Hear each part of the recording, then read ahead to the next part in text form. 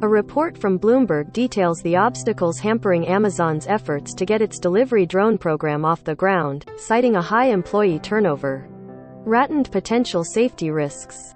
According to Bloomberg, there were 5 crashes over the course of a 4-month period at the company's testing site in Pendleton, Oregon.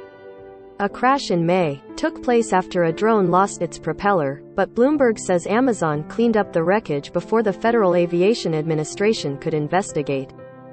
Amazon spokesperson Avinu Zamit disputed this, saying that Amazon followed orders it received from the National Transportation Safety Board, NTSB, to document the event and move the drone. The following month, a drone's motor shut off as it switched from an upward flight path to flying straight ahead. 2 safety features, one that's supposed to land the drone in this type of situation and another that stabilizes the drone, both failed. As a result, the drone flipped upside down and dropped from 160 feet in the air, leading to a brush fire that stretched across 25 acres. It was later put out by the local fire department. Instead of a controlled descent to a safe landing, the drone dropped about 160 feet in an uncontrolled vertical fall and was consumed by fire, the FAA said in a report of the incident obtained by Bloomberg. They were more concerned about pumping flights out and didn't want to slow down.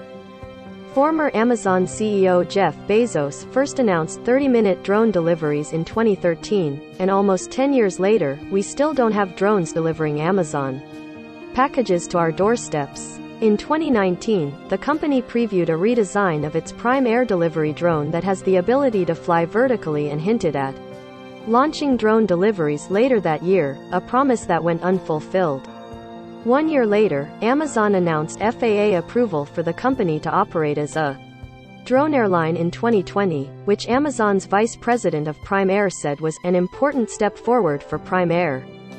Last year, a Wired report revealed that Amazon's drone delivery operation is struggling just as much in the UK, despite making its first ever drone delivery near Cambridge in 2016. Wired's report suggests that the UK outfit is marred by some of the same issues described by Bloomberg, including a high turnover and potential safety issues. At a UK-based facility for analyzing drone footage for people and animals, one worker reportedly drank beer on the job, while Wired said another held down the "Approve" button on their computer regardless of whether there were hazards in the footage or not.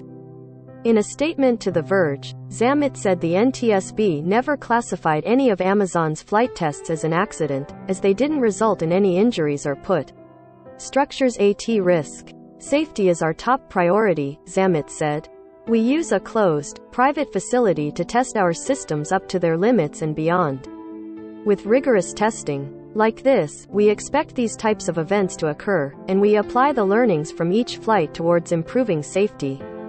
No one has ever been injured or harmed as a result of these flights, and each test is done in compliance with all applicable regulations.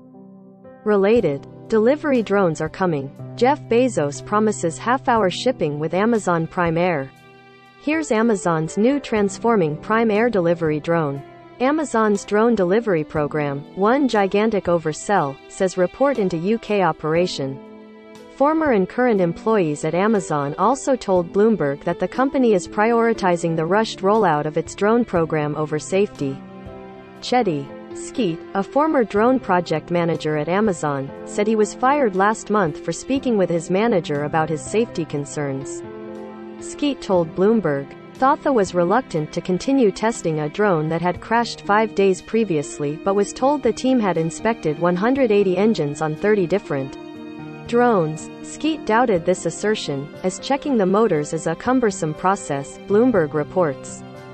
We take safety reporting seriously. We have a safety reporting system that's well known by all our team members, and we encourage them to raise any safety suggestions and concerns, Zamit told The Verge. In addition to using this system, we encourage employees to provide any other feedback they may have through their manager, HR, or our leadership team.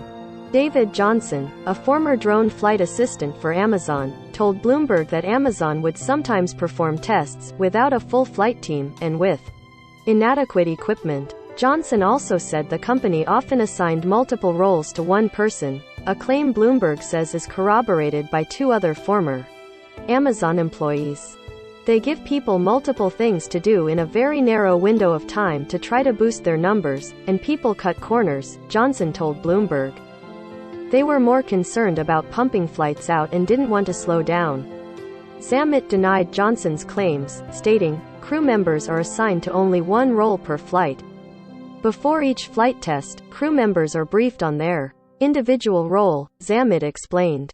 "We do not set time limits for completion of any aspect of our flight tests, and our team can take their time to complete their roles safely." Correction April 11, 7:28 p.m. Eastern Time. A previous version of the article described a drone's descent as fiery when it caught fire when it landed.